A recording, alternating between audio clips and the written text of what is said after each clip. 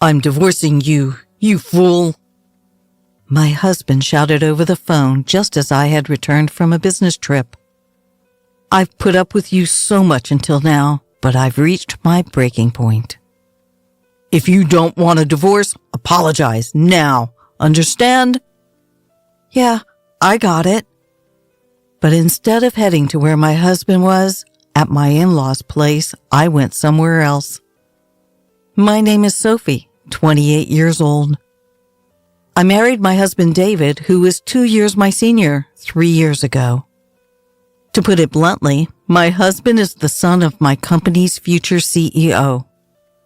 I originally worked for a different company, but after marrying David, I changed jobs. Since then, I've been working hard as an employee at my husband's company, preparing to become the next CEO's wife. He hesitated about me working at the same company, but there was no arguing with an order from the current CEO, his father. My work is demanding, and long business trips are the norm. We've been waiting to have a child, but the environment is just not relaxed enough to allow for a leisurely pregnancy. Lately, the relationship with my husband has been less than stellar.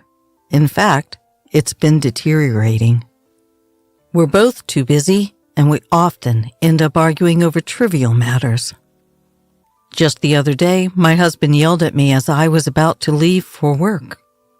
Hey, Sophie, why didn't you wake me up at the time I told you? I did wake you up several times, David. You yelled at me not to disturb you and that you'd wake up on your own, so I just went and prepared breakfast. What? I never said anything like that. Stop lying. I'm not lying. I tried to wake you up at least 20 times, and your alarm was blaring the whole time. You can't imagine what's going to happen if I'm late today. I'll get chewed out by my dad again.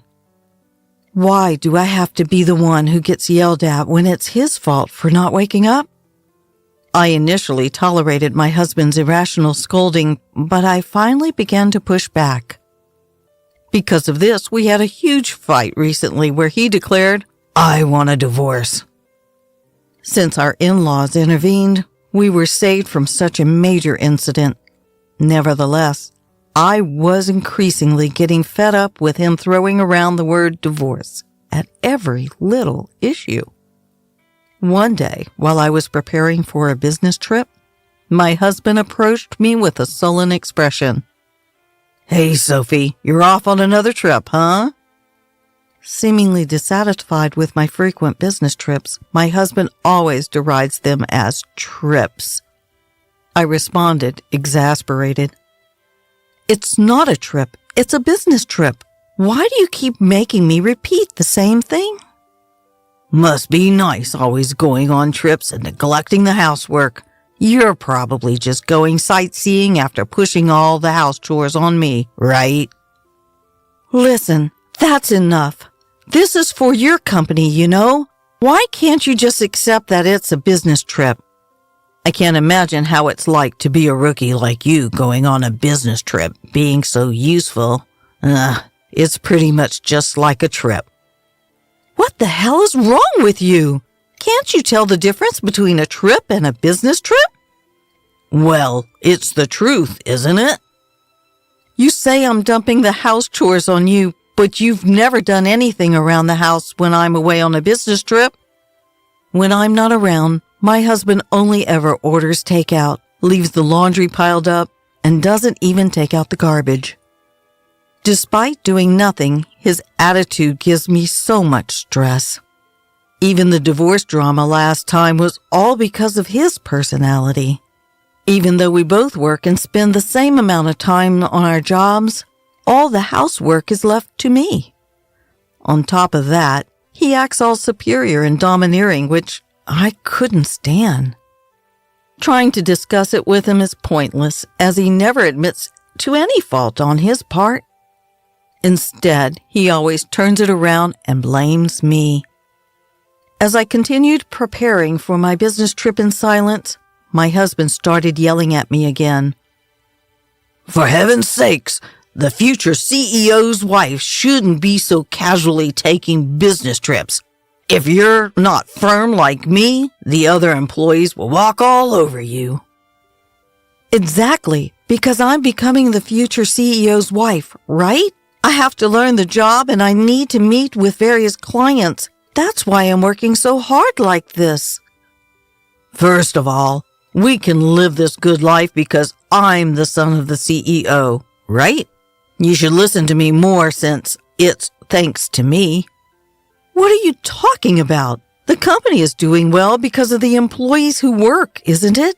Instead of acting high and mighty just because you're the CEO's son, you should work harder. To such words, my husband's face turned beet red and shouted, What did you say? What do you mean by work harder? The other day, I heard the other employees gossiping, you know. They said you always push overtime and bothersome tasks onto others and constantly complain. What? Who said that? I'll fire them on the spot. That's not the point. How can you not see that you're the one at fault? How can you not understand that you're sullying your father's name? My husband's eyes widened in anger, and he roughly pulled my bangs. Don't get too full of yourself. After all, who do you think got you this job at this company, huh? Ouch! Let go! You're able to work at this prestigious company because you married me. Got it? Refuse the business trip. I won't allow you to neglect the home for a business trip. I've said it many times. It can't be helped. It's for work. Shut up. Don't talk back. You married me, so you should just quietly listen to what I say. Suddenly, his hand released my hair, causing me to fall back on my butt due to the recoil. If this argument continues, I might lead to another divorce scare. I forcibly drove my ranting husband out of the room and prepared for my business trip. When I return, I'll have to take care of a week's worth of housework piled up by my husband. I bet the floor will be littered with clothes again, and the trash won't be taken out. With that thought, I felt tired even before the business trip. The next day, as planned, I went on the business trip. I performed my duties diligently without mixing personal feelings into my work. When I returned home after a week, the scene I couldn't believe was spread out before me. I'm home, eh? As far as the eye could see, the house was spotless, not a speck of dust in sight. It hadn't changed much since the day I left for my business trip. Thank goodness. Finally, David seemed to have understood my feelings. He must have had a change of heart and worked hard on the housework. Just as I started to feel relieved that my husband was finally cooperating, I found the completed divorce papers on the table. What? What's this? Next to it was a note saying, I'm going back to my parents' place. We're getting a divorce. In a panic, I quickly called my husband and he answered promptly. Did you read the divorce papers? His nonchalant tone provoked me and I fired back. Wait, are you serious about getting a divorce? Obviously. I mean, you'd be in trouble if I divorced you, right? Don't just casually talk about divorce. Then my husband said with a smug tone, If you're going to go that far, and he began to set out conditions. If you don't neglect the housework and listen to what I say, I might consider withdrawing the divorce, but of course, no more trips. What? I told you it wasn't a trip. Are you talking back? If so, I'm divorcing you. You're such a nag.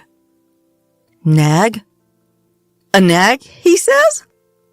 He can't do a single thing around the house himself.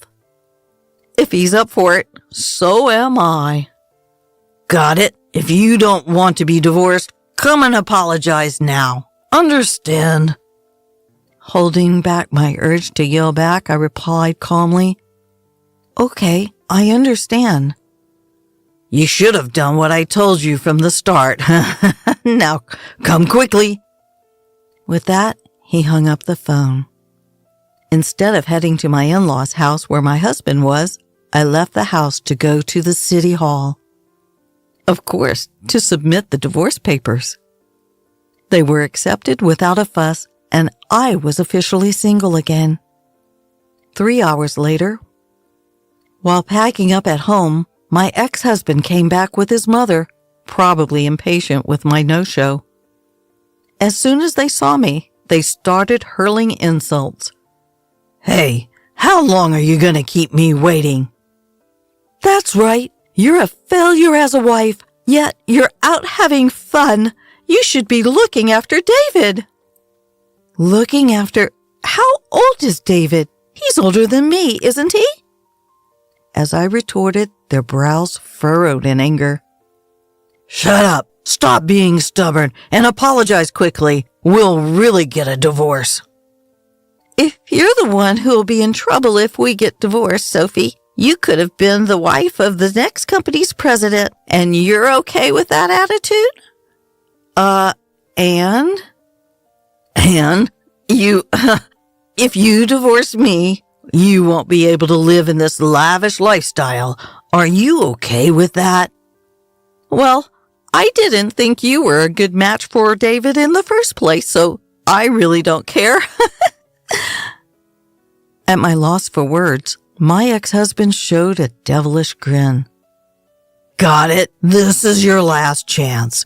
If you don't apologize now, we're getting a divorce. I'll kick you out of the company too. Make up your mind quickly." At that moment, anger surged through me like a fireball.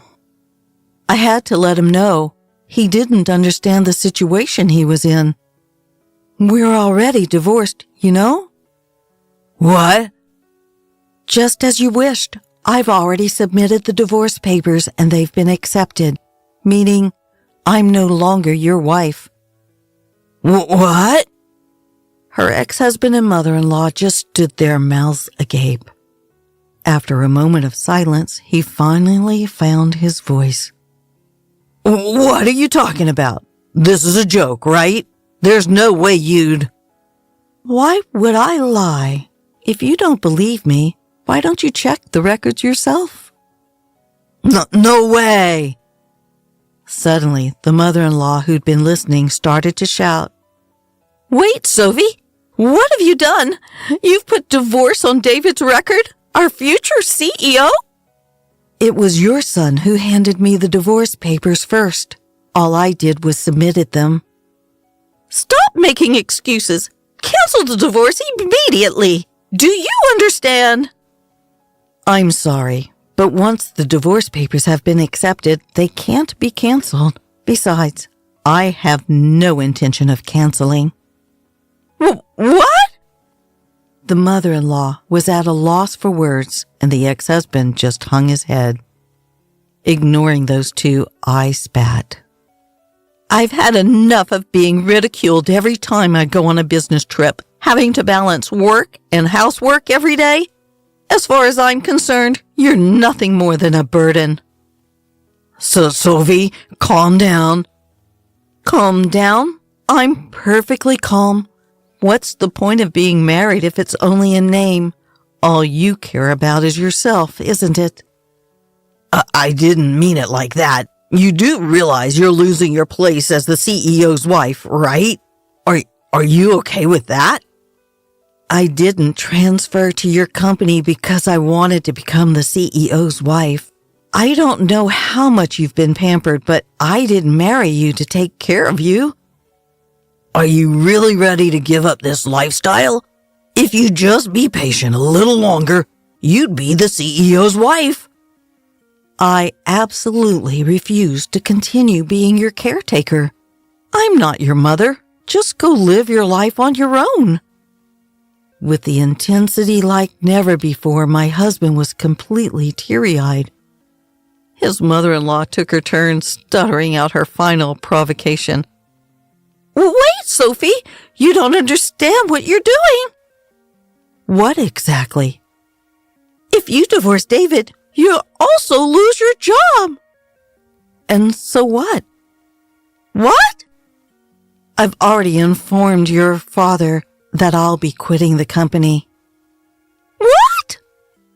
The mother-in-law and ex-husband's eyes widened in surprise. To confirm the truth, my ex-husband started calling his father. After a few rings, his father answered and he put the call on speaker. Dad, listen to this. Sophie went and decided to divorce me on her own. Yeah, I heard. She told me she's quitting the company too.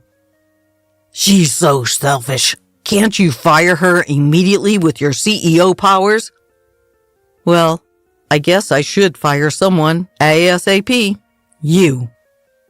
Yeah, that's right. Wait, what? In place of the dumbstruck ex-husband, his mother-in-law confronted her husband. What do you mean by that? There's nothing to explain. David's a nuisance who contributes nothing to the company. I'm disappointed in your work ethic. Wait, what? How can you suddenly say that about our son? Keep quiet. The father-in-law strongly rebuked his wife.